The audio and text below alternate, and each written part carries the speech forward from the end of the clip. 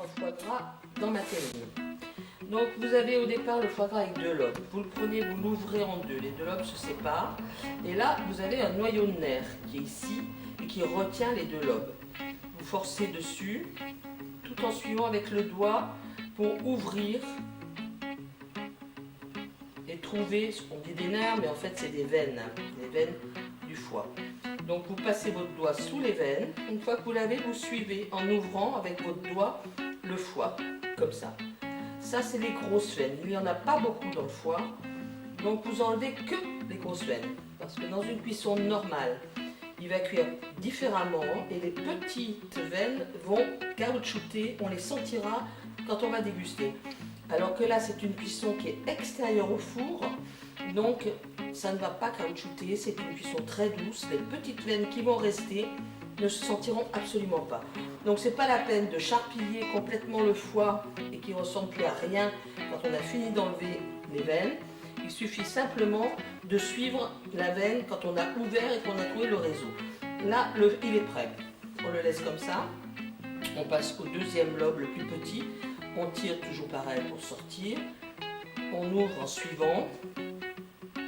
Il est là. On y va et hop, on enlève. On passe le doigt sous la veine, on la tire et elle vient. C'est tout. Donc, en fait, on enlève très peu de choses. Et on n'a pratiquement pas bougé la consistance du foie. Donc, le foie est prêt, il n'a plus de veine. C'est là où on va passer aux épices. Donc il faut, pour un foie de 500 grammes, ce qui est le cas, il faut 5 grammes de sel. Donc 5 grammes de sel, c'est une cuillère pas très pleine, rase, comme ça. De toute façon, il vaut mieux moins salé pour le servir avec une fleur de sel, par exemple, et que chacun sale comme il veut à côté, que de saler trop. Mais il nous dit que le foie gras, quand il est trop salé, rejette le sel. Donc normalement, vous ne devez pas avoir ce problème-là.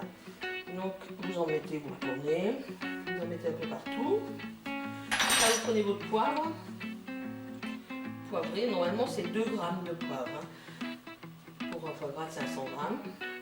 Alors là, je vous donne la recette la plus classique et la plus basique, c'est-à-dire sel, poivre. Après, vous pouvez mettre de l'alcool, après vous pouvez mettre des fruits, on peut mettre plein de choses. Là, je vous montre ce qui est le plus classique. Après, vous prenez votre terrine et vous posez votre foie dedans.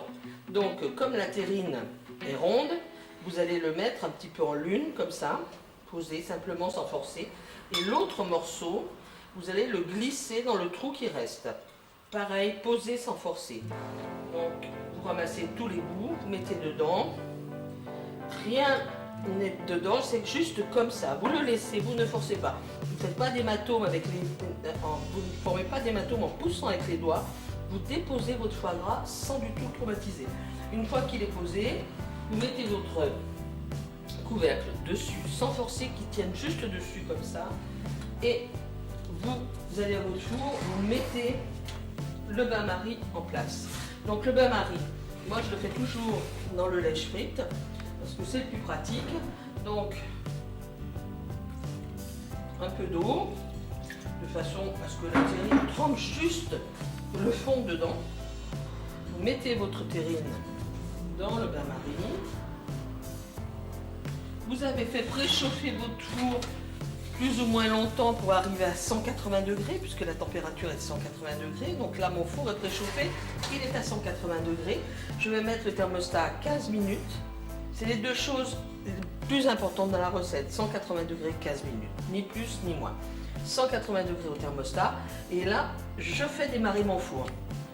Ça va cuire pendant 15 minutes. Je n'y touche pas, je n'ouvre pas, je ne regarde pas. Je laisse pendant 15 minutes.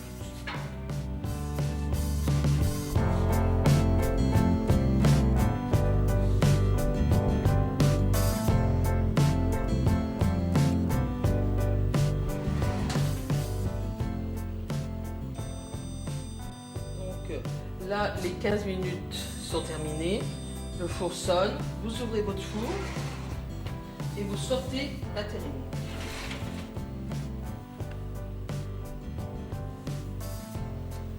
Donc le couvercle est retombé puisqu'il a poussé le foie en fondant. Et si vous ouvrez, normalement on laisse comme ça, mais si vous ouvrez, vous avez un foie qui est cru pratiquement avec un tout petit peu de graisse qui a fondu. La cuisson va se faire à ce moment-là, puisque vous allez le laisser dehors jusqu'au soir si vous l'avez fait le matin ou jusqu'au matin si vous l'avez fait le soir. Et pendant ce temps, la terre enregistrer la chaleur, elle va la reconduire et elle va cuire le foie gras extérieur au four. C'est la terre qui va cuire le foie. Donc naturellement, ça sera une cuisson très douce, c'est ce qui va faire la différence au niveau du moelleux pour le foie gras. Et vous laissez comme ça. Quand vous arrivez le soir, vous allez trouver votre terrine avec le couvercle bloqué dessus. Ça aura scellé sous vide puisqu'il y a un trou ici sur le couvercle. Le gras aura fini de fondre, il aura pris la place dans le petit trou. Il y aura un scellé sous vide, vous pouvez le garder jusqu'à 6 semaines au frais.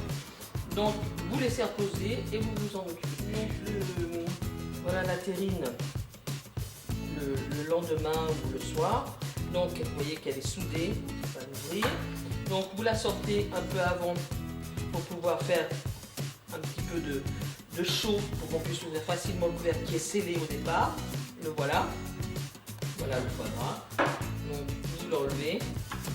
Et là, vous passez votre couteau pour démouler un des bords. Vous enlevez le gras si vous n'avez pas trop de gras. Et vous découpez votre foie gras. Vous allez servir, donc vous allez faire passer sur la table. Pour faire déguster. Donc le foie gras est mi-cuit, naturellement, parce que là on est sur une recette de mi-cuit. Et chacun se sert en mettant ce qu'il veut sur sa tartine et fait circuler le plat. Alors la chose que je dois rajouter, c'est qu'au départ vous sortez bien votre foie gras 1 heure à température ambiante, de façon à ce qu'il ne soit pas cassant et que quand vous allez l'ouvrir, il soit souple comme vous avez vu le mien, pour pouvoir enlever et dénerver sans aller casser le foie. Donc pensez bien à le sortir 1 heure avant à la température ambiante. Et quand vous ouvrez cette terrine, pensez bien aussi à la sortir 1 bonne heure avant, parce que la terre retient beaucoup le froid aussi, elle sortira du frigo, et pour qu'elle soit bonne à déguster, il faudra la sortir 1 heure avant.